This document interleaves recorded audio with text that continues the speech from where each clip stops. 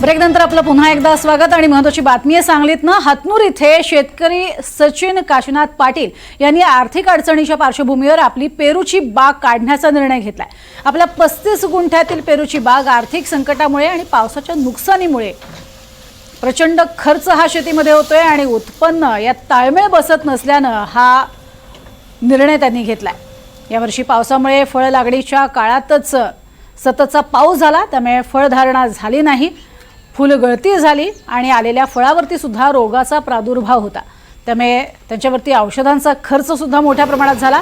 तर मार्केटमध्ये दरही झालेल्या खर्चापेक्षा कमी मिळू लागला आणि त्यामुळेच अतिशय आर्थिक नुकसान त्यांना सहन करावं लागलं आणि म्हणूनच पुढील आर्थिक आव्हानांना तोंड देणं अवघड झालं आणि म्हणूनच त्यांनी हा निर्णय घेतला।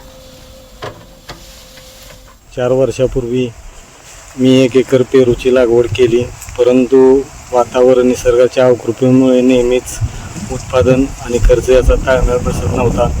मी म्हणालो आता नाही, पुढच्या वेळेस होईल, पण आपण किती खर्च करून औषध होम कॅरी बॅग लावून पीक जरी चांगले आणले तरी दर पडलेला। यावर्षी माल चांगला आलेला, पण सततच्या पावसाने शेतात पाणी साठले, त्यामुळे औषध मारता आले नाही, थोडासा रोगही आला। त्यातूनही फळ चांगले होते पण मार्केटला दर नव्हता।